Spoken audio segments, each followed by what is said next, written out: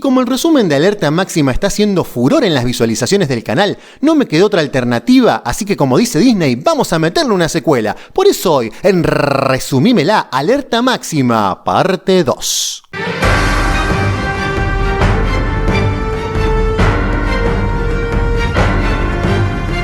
Voy a empezar diciendo que no le tenía mucha fe a esta secuela, pero al final del video quizás mi opinión te sorprenda. ¡Ay, qué interesante! Cuéntamelo todo.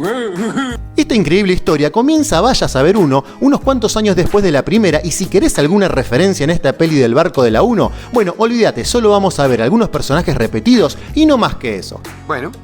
Se ve que el director quiso separar bien las historias y te digo que lo logra bastante bien. En fin, la peli arranca con una escena de una nave en el espacio y vos pensás: ¿qué mierda es esta poronga? Mierda, me metí a ver una peli de aliens y no me di cuenta. Para nada. Arranca tipo onda futurista donde un grupo secreto de los Estados Unidos está poniendo en órbita una especie de satélite que puede observar cualquier lugar de la Tierra. Y para recordarnos que esta es una película de los 90s y de Steven Seagal, no queda otra opción que hacer zoom a una minita en la playa. What do we got here? Jim, clean it up. La cosa es que este es un proyecto secreto del gobierno que pone en órbita un satélite espía un poco especial. En otra parte del globo llega Steven haciendo una cara de ¿me querías ver de nuevo? Entonces me tenés, papi.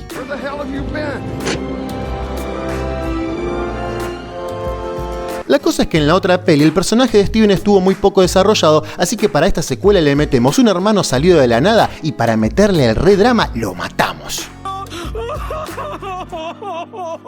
Tranca palanca que el hermano tenía una hija, ergo Steven tiene sobrina y ahí sí arrancamos la película. La cosa es que el muy garca de Steven no veía a la sobrina hace 5 años y en el interín se le muere el hermano y la piba se queda más sola que Hitler en el día del amigo y el tío Steven se le ocurre que podría venirle bien unos días de vacaciones en un lugar divertido, no sé, ponele Disney, así que se van y se toman el tren. La cosa es que la sobri está medio enojada con Steven porque hace como 5 años que no lo veía y encima faltó el funeral del hermano. Lo bueno es que Steven le regala un oso de peluche. ¡Qué bien! Lo malo es que a la piba tiene como 20 años y le dice que se meta el oso en el fondo de la cola. ¡Uy, qué mal! Igual no te preocupes, con el superpoder del guión el enojo se le pasa y de un minuto para otro ahora está todo bien, con lo cual nos demuestra la increíble trama sentimental que manejaban en los 90s. ¿Qué escritores tan flojos?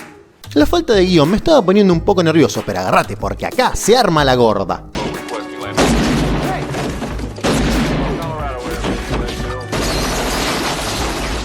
La cosa es que de repente un equipo armado hasta los dientes secuestra el tren y empieza a matar a todos los que se resisten al secuestro.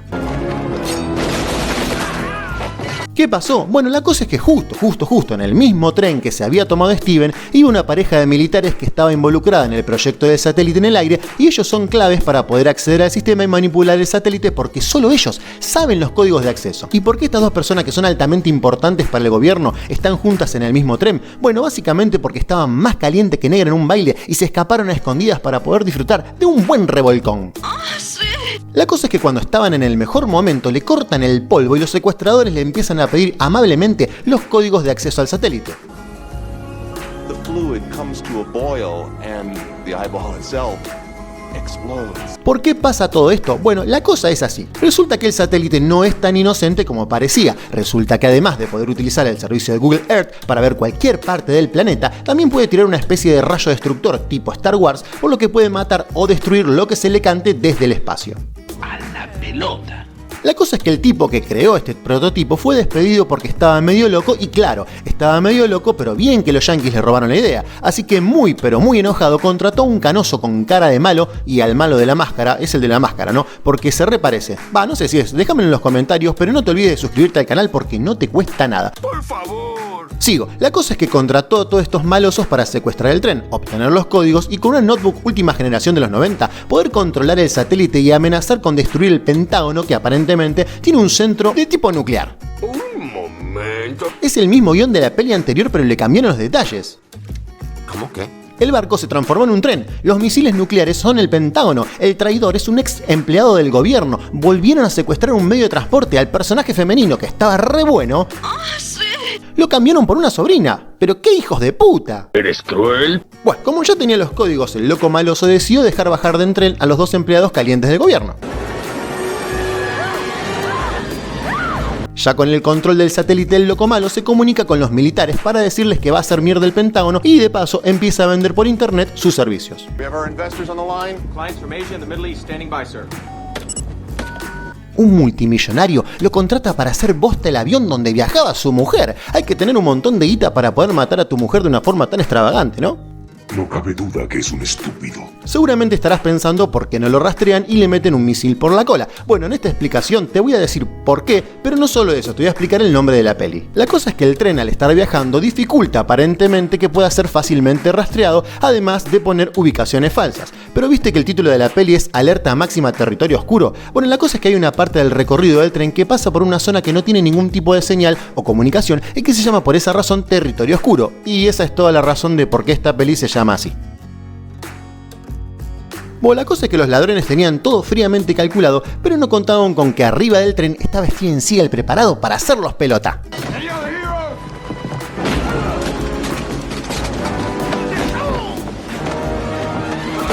¿Cómo va a resolver esto Steven? Muy fácil, matando a todo el mundo. Primero, se va hasta su maletín personal donde toma un arma y una especie de tablet que puede mandar fax solamente y envía un mensaje a un amigo cocinero para que este cocinero se comunique con el Pentágono y avise dónde están los malos.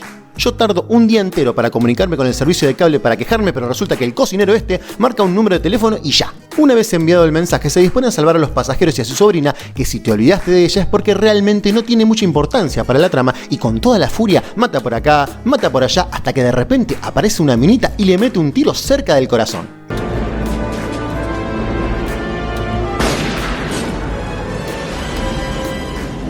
Bueno, nos vamos.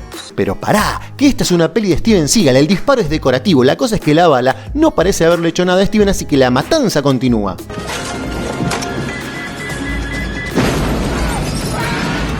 Los secuestradores se empiezan a poner nerviosos porque claro, Steven lo está matando a todo y para ponerle un poco de onda se ponen a buscar a ver quién puede ser el gran héroe y resulta que además de descubrirlo, lo conocen y hasta uno de ellos dice...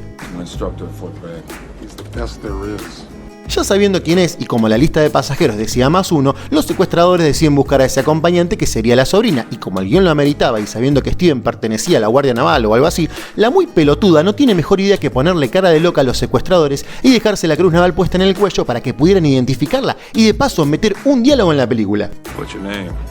Sax. Bobby Sax.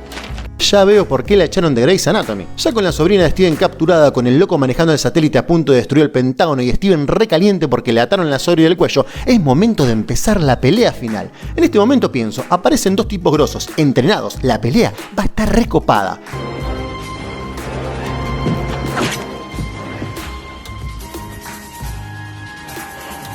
La puta madre, hasta repiten la pelea con cuchillos de la 1. ¿Qué escritores tan flojos? Y obviamente el gran ganador y sin ningún rasguño vuelve a ser Steven.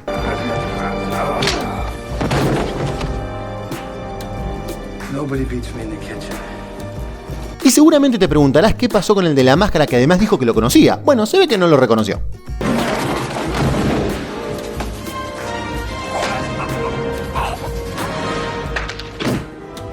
Todo iba muy bien hasta acá para Steven, pero faltaba un pequeño detalle: desarmar la supercompu que controlaba el satélite destructor, que seguramente podría ser una tarea dificilísima sin un hacker.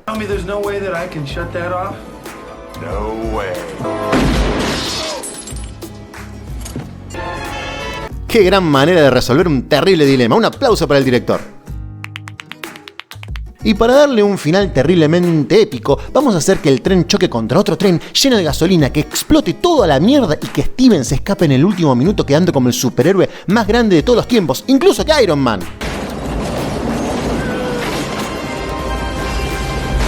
Crítica final: puede que tenga un guión repetido y puede que los efectos sean notoriamente malos, pero te digo la verdad, me gustó más esta que la primera. Realmente no sé por qué tuvo tan mala crítica, pero sin duda te va a hacer pasar un buen rato. Abajo te dejo un enlace por si la querés ver. Espero que te haya gustado el resumen. Por favor, metele un suscrito y un me gusta al video, y si te queda tiempo para compartírmelo, me recontra ayudás. Nos vemos en el próximo resumen. Chau chau. ¿Te gustó tanto?